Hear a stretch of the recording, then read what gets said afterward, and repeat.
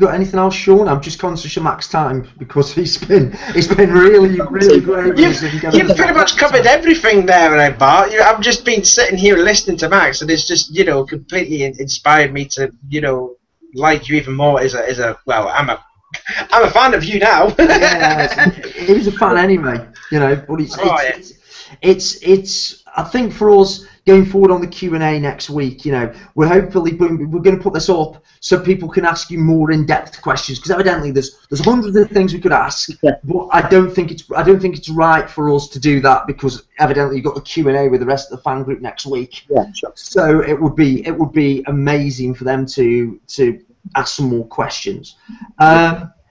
Going forward then for the rest of the season, are you actually managing to get any time off then with all this media frenzy and everything? I mean, this month, are you constantly just doing BTCC, or do you actually get some time to spend with family? Yeah, it's pretty crazy. I've got to move house on Wednesday.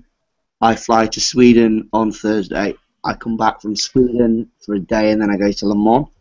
Nice. I'm back from Le Mans, and I've got some pretty exciting stuff going on with the Paras, which I'm not sure whether I can talk about yet, but we've got some stuff going on which I'm really excited about. It's going to be a fantastic event for myself to be involved with, and to be honest, after that I've not got a clue where I'm at. I've not had a chance to think. So, certainly is hectic then for you. Yeah, that's the bit. Well, that's the bit where he comes back after doing all that and going, actually, I've still left my car on a set of double yellow lines. It's a bit mad. I need to tomorrow. The plan is to try and work out what's going on sort of over the next 6 weeks, and plan every move. I'd like to try and fit a simulator session in between the next 2 weeks at some point, which might be possible, might not be. But to be honest, every minute I'm awake, I'm doing something towards being faster in that car, or doing work or doing something. So today's been quite nice to just have a day off, because as you can imagine, since Alton Park it's been pretty hectic. Mm-hmm. Especially with another, thousands of people adding themselves and starting the ball rolling. This is but with Facebook and Twitter, it's like whilst you've been on, I've got another 30-something some notifications and stuff. It is mad. Like every time I post something, people like it and comment, and then like by the time you post something, and what? and as soon as you put one thing on, the next person, somebody else has replied to the thing that you just put on. So it's fantastic. It's absolutely amazing to have this level of support, and I just hope it keeps growing and gets bigger and bigger as the season goes on. At the moment then, as you're going into that, to help with the racing and so the team can move forward then, is the merchandise and everything else available from yourselves? Yeah, to be honest with you, I'm due to catch up with our comms guy tomorrow, and we'll have a bit of a chat and see where we're going over the next 6 weeks. But I'm sure we'll have more news before Snetterton. I'm sure if you put up anything that you've got onto the BTCC fan group, I'm sure you'll have takers as well. Yeah, no, that's great. And sort of, I know we'll kind of be coming to a close soon, but if anybody out there kind of wants to sort of see anything else of what we're getting up to, then check out kind of my Facebook page and Twitter and stuff, and I'm always on that and happy to reply as much as I can.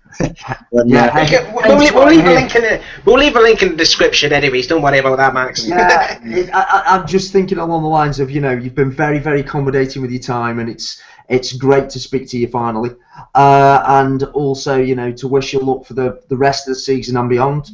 I think the journey you've had getting to the BTCC, you're one of the people who've lived and breathed it, and it's almost, it's nice to see a fan racing. I think that's the best way of putting it. Yeah, no, it's been, since I joined the Choker Paddock, 5.5 years of hard work and dedication, and it's mega to have that come off and have the support of everybody who's supported me over the last 5.5 years.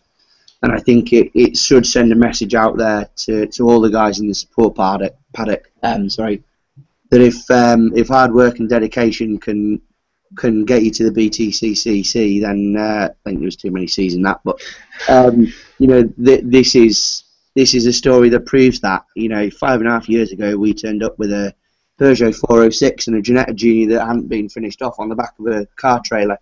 And this weekend I've just made my British Touring Car debut and finished in the top 20. So, you know, 5.5 years later, hard work, dedication, it's all come off, and now I'm just absolutely ecstatic about what the short-term future and the long-term future holds for me and Support Our Powers Racing. Yeah, I think the Support Our Powers Racing have got for that concept to work as it has. I think it needs a select team of people, and I think the team of people who are there are the right people. As an outsider looking in, it's, you know, it reminds me very much of what BMR have done and how they've made the leap over 2 or 3 seasons, you know. And I'm no doubt next season, going towards the end of next season, you'll be running right at the front. We're hoping.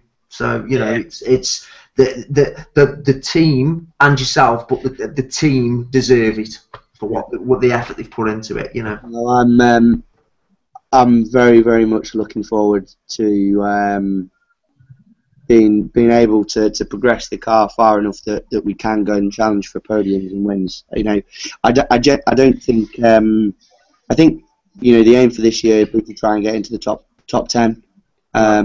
You know, it'd be awesome to sort of have a podium and a win at some point, but we've got to do some development work to get there.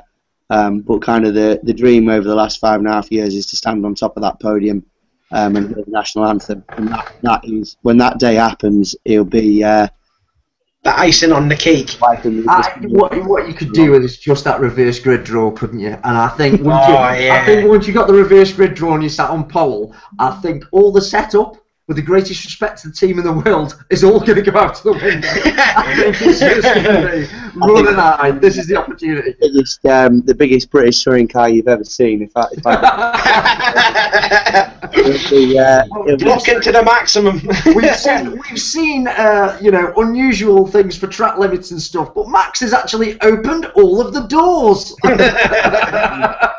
It's possible. Be good for air conditioning too. Yeah, it's just, you know, like, you know, just something like that, or, you know, a no pass sign, a no overtaking sign on the back. Yeah. A massive rear wing as well. Massive as well. Yeah. It's the whole track. It'd be nice to get to that kind of point where we can compete through a reverse grid pole and you know, who knows what that could transpire to. So maybe by the end of the year, you know, I'd like to think by Snetton we could do that, but so compete for the top 10 kind of level. But maybe that might come towards Knockhill, Rockingham, Silverstone, or Brands Hatch. But we'll just see. Rockingham sounds good because I know that's one of your favourites you've just said. So, you know, it's if it happens at Rockingham, that could be the one. Any of it. I'm not too fussy over which one. So I am, because I've got a bet on. Fair enough. We'll try and make it good by Rockingham then. That's it. You can see the around the bend philosophy that we've got. Get it to the front and put a big sign on that says. Yeah, it's fine. It we can't argue with it. It's worked so far. Yeah, so the going forward for the rest of the season, you know, the fans are going to be asking you Q&A next week, and you've been very open and very honest, and from the bottom of our hearts, honestly, thank you very much for your time. Yeah, well, absolutely.